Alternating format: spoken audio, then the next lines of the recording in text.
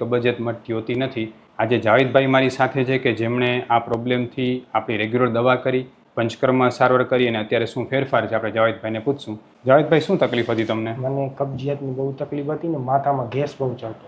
બરાબર. કેટલા વર્ષથી હતી આશરે? સમજી લો ને તકલીફ 10-12 વર્ષથી હતી. એના માટે લગભગ તમે કેટલા અલગ અલગ ડૉક્ટરને મળ્યા છો? અલગ અલગ મળ્યા હશે તો 3-4 ડૉક્ટરને મળ્યો હોઈશ. અને આયુર્વેદ દવા પણ કરાવી પહેલાં? આયુર્વેદ દવા કરાવી પણ એનાથી એટલો ફરક ન પડ્યો. 15 દિવસ કરાવી હતી, પછી વધારે ન કરાવી. બરાબર. શું શું થતું ભાઈ તમને? હા, એ માથામાં ગેસ ચડી જાય ને સવારના જે આવે એ રેગ્યુલર નહોતો આવતો. કબજિયાત રહેતો આખો દિવસ. અને મગજ આખો દિવસ ભારે ભારે પડ્યો હોય. કોઈ આપણા કાંઈ વાતચીત કરે એવું કરે તો આપણે મજા ના આવે. પાચન ન થતું એમ? પાચન નહોતું થતું. ક્યાંથી આવો છો તમે?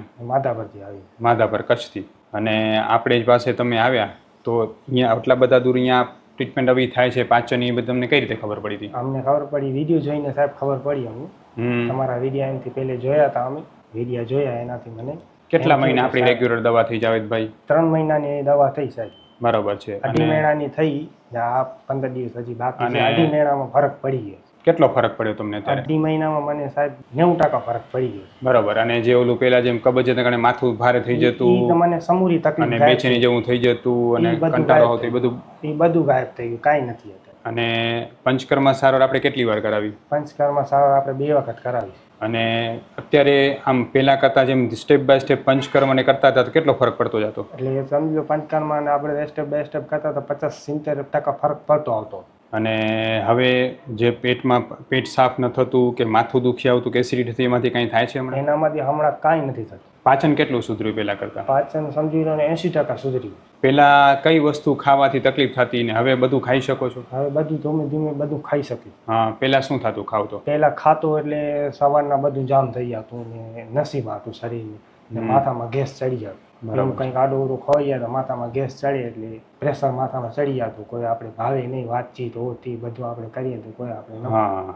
એવી રીતે થતું. કામ શું કરો છો તમે? કામ હું હમણાં વેલ્ડિંગનું કરું છું. તો વેલ્ડિંગનું કામ તમે કરો તો જ્યારે તમને ગેસ થતો ત્યારે કામ બરોબર કરી નહીં શકતા? કામ બરોબર કરી શકતો. કોઈ આપણે કાને આવે કે ભાઈ આ વસ્તુ કરવાની, ઓ વસ્તુ કરવાની, આપણે ફાવતું નહીં. આપણે એને કહેતા કે તું હાલ્યો જા, હું મારી રીતે કામ કરે. સામેવાળો માણસ આપણે કહેતા ભાઈ કસ્ટમરને સાચવી ન શકો એવું થાય ને? હા, કસ્ટમરને ન સાચવી શકે. બરાબર. મારી રીતે મને કામ કરવાનું. કોઈ સામેવાળો આવે કે આમ છે તેમ છે, પછી મગજમારી ન કરે. તારી રીતે ભલે કામ.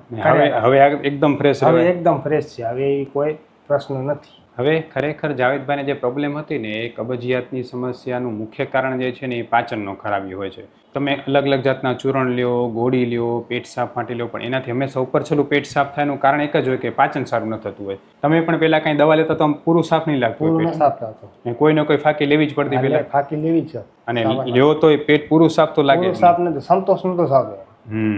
બરાબર. હવે આપણી દવાથી બરોબર થાય છે. જાવેદભાઈ, તમારો જે આ વિડીયો છે ને એ લોકોને આયુર્વેદમાં શ્રદ્ધા ઉત્પન્ન કરશે. એના માટે આપણે જે છે એને ફેસબુક, ઇન્સ્ટાગ્રામ, યુટ્યુબ મૂકી શકીએ? હું ડૉક્ટર વિશાલ પંડ્યા એક MD આયુર્વેદ ડૉક્ટર છું. મેં મારો 10 વર્ષ સુધીનો MD આયુર્વેદનો અભ્યાસ જામનગરની વિશ્વ પ્રસિદ્ધ આયુર્વેદ કોલેજમાંથી કરેલો છે. 2011થી ગાંધીધામ કચ્છ ખાતે NABH માન્યતા પ્રાપ્ત પંચકર્મ આયુર્વેદ હોસ્પિટલ ચલાવું છું. અમે લોકોએ આયુર્વેદ સારવારથી હજારો દર્દીને સાજા કર્યા છે. તેના વિડીયો રિવ્યૂ અમારા આ જ ફેસબુક, ઇન્સ્ટાગ્રામ કે યુટ્યુબ ચેનલ ઉપર છે, જે જરૂર જોવા અને જાણો કે કેવા કેવા જૂના રોગો કેટલા ઝડપથી સાજા થયા છે. અમે 2 રીતે સારવાર કરતા હોઈએ છીએ. સૌથી પહેલાં તો કચ્છ કે એની આસપાસના દર્દીઓએ હોસ્પિટલમાં રૂબરૂ બતાવવા માટે આવવું, અને બીજું કચ્છથી દૂર રહેતા દર્દીઓ માટે ઘર બેઠા ઓનલાઈન દવા પણ મંગાવી શકે છે. વધુ માહિતી માટે નીચેના નંબર ઉપર હાય લખીને વોટ્સએપ કરો, એટલે તમને ફીસ કેટલી છે, કોર્સ કેટલો કરવો પડશે વગેરે માહિતી વોટ્સએપમાં મોકલી આપશું. એક ખાસ મને કહો કે કબજિયાત માટે તમે દવાઓ ઘણી લીધી હશે, બરાબર છે? ગોળી ખાતા આ ખાતા.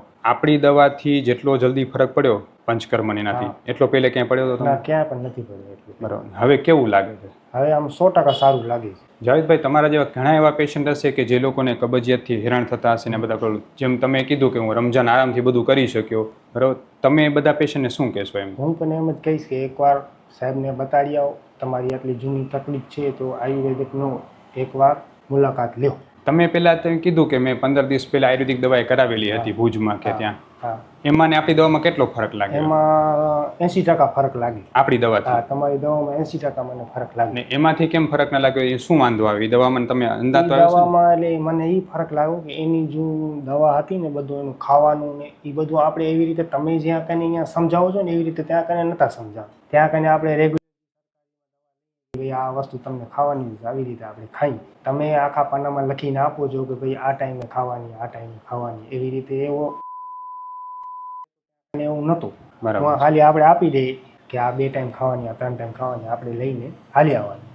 ખૂબ ખૂબ ધન્યવાદ. અને જાવેદભાઈ જો હવે અત્યારે મેઇન વસ્તુ એ છે કે તમારું પાચન સુધર્યું તો તમે મને એ કહો કે જેમ કે પહેલાં તમે કોઈ પણ ખોરાક ખાતા અને પેટમાં શું થતું ને હવે ખાવ તો શું વાંધો આવે? પહેલાં ખાતો હું એવી કોઈ ગરમ વસ્તુ કે કાંઈ પણ એવું ભારે ખવાઈ જાય તો પેટ બગડી જતું.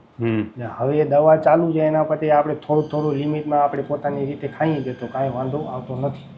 એટલે હવે ઘણું સારું થઈ ગયું. ઘણું સારું થયું. પહેલાં કરતાં તમે લાગે ને કે ઘણો સુધારો થઈ ગયો. સુધારો થયો. હવે ખરેખર જાવેદભાઈને આપણે એકમાત્ર ધ્યાન એ આપ્યું છે કે એમનું પાચન સુધરે અને પંચકર્મ સારવાર આપણે બસ્તીકર્મ સારવાર કરાવી જેનાથી આપણે એના આંતરડામાં જે છે વાયુ ઓછો થાય ટ્રીટમેન્ટ કરી. વાયુ ઓછો થાય પાચન સુધરે એટલે ઓટોમેટિક દવા વગર જ પેટ સાફ થવાનું શરૂ થઈ જાય. ખૂબ ખૂબ ધન્યવાદ જાવેદભાઈ.